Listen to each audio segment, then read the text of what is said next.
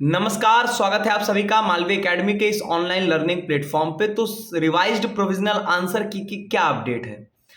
कल वेबसाइट पे ये अपलोड हो गया कि सीवीटी 2023 की रिवाइज्ड प्रोविजनल आंसर की जो है वो अवेलेबल है, लेकिन वो अभी तक जो है वो कहीं पर भी देखने को नहीं मिल रही है। तो इसके रिगार्डिंग अपडेट ये है कि अभी तक ये अपलोड की ही नहीं गई है, तो आपको मिलेगी कहाँ पे? इसके रिगार्डिंग जो है यूजीसी ने एक ट्वीट किया है, जिसमें उन्होंने मैं वो आपको पेज दिखाता हूं।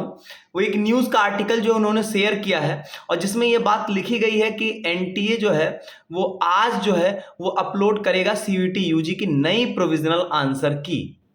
अब आज मतलब ये संडे की बात कर रहा है कि आज जो है वो अपलोड होगा। कब तक अपलोड होगा ये पता नहीं है।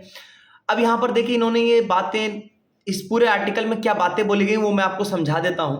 इसमें ये कहा गया कि कुछ प्रश्न जो है उसमें टाइपिंग की गलती होने की वजह से आंसर्स उसके गलत हो गए।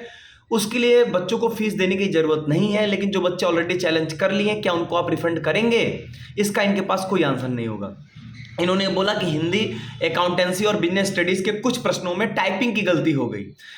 मैं आपको एक चीज बता दूं, प्रश्नों में कोई टाइपिंग की गलती नहीं, प्रश्न बिल्कुल सही है, उसके उत्तर आपने गलत दिए हैं। तो कुल मिला के इन्होंने यहां पर बोला कि गलतियां हुई हैं और जिसको ये करेक्ट करके अपने रिवाइज्ड प्रोविजनल आंसर की में देंगे। अब ये कितना सही होगा ये तो आंसर की के आने के बाद ही हम लोग एनालिसिस करके ही आपको बता पाएंगे कि वास्तव में इन्होंने सही किया है या बस केवल ये ऐसे ही हवाई बात हो गई। उम्मीद करते हैं कि रिवाइज्ड प्रोविजनल आंसर की जो है वो सही आएगी। अब इन्होंने यहां पर लास्ट में इधर दिया है कि क्यों हंगामा हो रहा है, उसमें ये बता रहे हैं कि कुछ शिक्षक वर्ग जो है वो इस चीज का विरोध कर रहे हैं। तो आपने किया ही ऐसा काम है कि विरोध तो होगा ही। चलिए खैर, ये सब बातें थी और आज जो है वो रविवार को उम्मीद है कि आपकी रिवाइज्ड प्रोविजनल आंसर की आ जाए। और इन्होंने एक बात और भी यूजीसी ने बोला है कि चूंकि नंबर ऑफ कैंडिडेट्स ज्यादा हैं तो रिजल्ट बनाने में ज्यादा समय लगेगा, इसलिए रिजल्ट जो है वो लगभग 15 जुलाई तक जो है वो आपका आएगा। तो रिजल्ट में थोड़ा सा इनके तरफ से यहाँ पर इस बार डिले होने वाला, ऐसा इन्होंने यहाँ पर एक आर्टिकल में इस चीज को भी इन्होंने बता दिया है।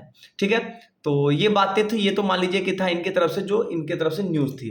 बाकी यहां पर आएंगे तो यहां पर आपको कोई अपडेट जो है वो आंसर की से रिलेटेड नहीं मिलने वाली है।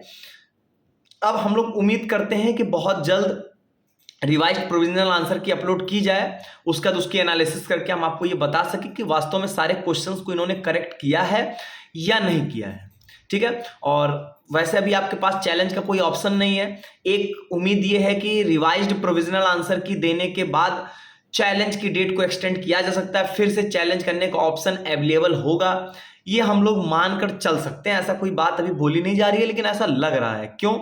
क्योंकि सीधी सी बात है कि अगर ये प्रोविजनल आंसर की दोबारा से दे रहे हैं तो बच्चे दोबारा मैच करेंगे, तब भी उनको कोई दिक्कत लगेगी, तो उनको चैलेंज करने का ऑप्शन उनके पास होना चाहिए।